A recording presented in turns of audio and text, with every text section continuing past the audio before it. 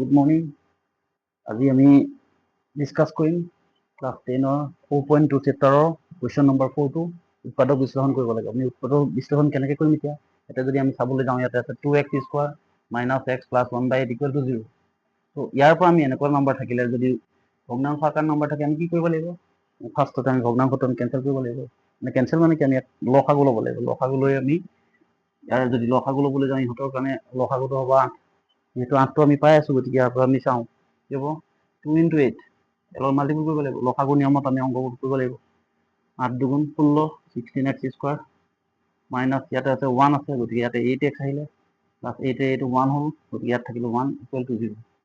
Next আমি কি কৰিম 16x square minus 8x plus 1 equal to 0। যিহেতু এইটো 8 আছে ইয়াৰ লগত 0 আছে, চ' আমি পূৰণ কৰিম। ক্ৰছ পূৰণ কৰিলে কি হ'ব 8ৰ লগত 0 পূৰণ কৰাৰ লগে লগে কি হৈ যাব এইটো 0 হৈ যাব। গতিকে ই অলৰেডি নাইকিয়া হৈ গ'ল, যিহেতু আমি জানো 0 × 8 ইকুৱেল টু আহি গ'ল। এতিয়া আমি ভাঙিব লাগিব এইটো। আমি এই অংকটোকে কৰিব যদি যাওঁ আমি দুটা নিয়মত কৰিব পাৰোঁ, যিহেতু এইটো a + b হোল স্কোৱাৰ ফৰ্মুলাটো পৰি আছে। আমি যদি a + b হোল স্কোৱাৰ কৰিব যাওঁ তেতিয়াও আমি কৰিব পাৰিম, আৰু যদি নহয় আমি যদি উৎপাদক বিশ্লেষণ পদ্ধতিৰে যদি কৰিবলৈ যাওঁ আমি তেতিয়া কৰিব পাৰিম। এতিয়া চাওঁ আমি কেনেকৈ কৰিব পাৰোঁ।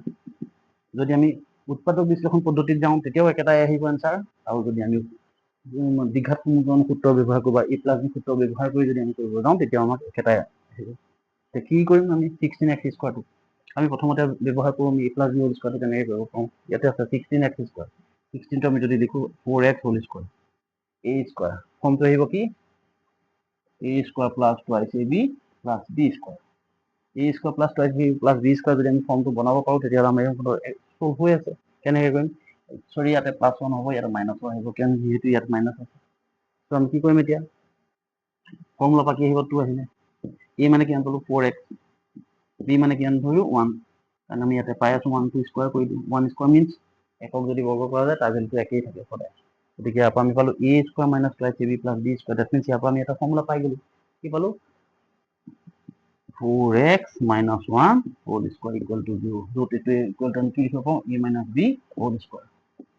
a - b হোল স্কোৱাৰ ফৰ্মত আহিলে a - b whole square formula পোৱাৰ লগে লগে আমি এটা লিখিম কি plus x - 1 whole square 4x - 1 whole square. দুটা আছে ইয়াতে পাৱাৰটো 2 আছে, গতিকে আমি ইয়াতে ভাঙি যদি দিওঁ 4x - 1 4x - 1 দুটা পাই। এতিয়া আমি উলিয়াব লাগে। এতিয়া যিহেতু ইয়াৰ আমি মূল উলিয়াম, গতিকে ইয়াৰ পৰা কি কৰিম 4x - 1 ইকুৱেল টু 0 বা 4x - 1 equal to 0, 4x equal to 1, x equal to 1/4। এবাৰ যদি চাবলৈ যাওঁ 4x - 1 equal to 0 equal to 4x equal to 1, x equal to 1/4।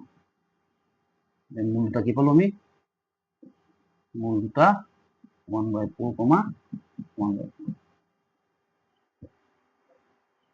Thank you.